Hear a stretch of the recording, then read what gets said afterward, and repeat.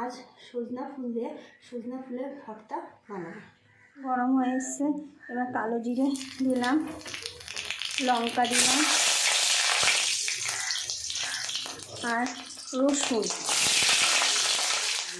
পেঁয়াজগুলো দিলাম। পেঁয়াজগুলো লাল লাল করে ভেজে নেব, ফুলগুলো দিয়ে আর একটু ভেজে নেব। একটু নুন আর হলুদ পরিমাণ মতো দিয়ে দিলাম। লাল লাল করে ভাজা হয়ে গেছে, এবার নামিয়ে ঠান্ডা করে মিক্সিতে বেটে নেব। বেটে নিলাম সুন্দর করে।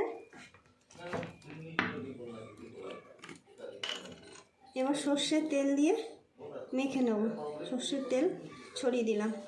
এই রেসিপিটা যদি আপনাদের ভালো লেগে থাকে একটা লাইক করবেন আর কমেন্টে জানাবেন কেমন হয়েছে।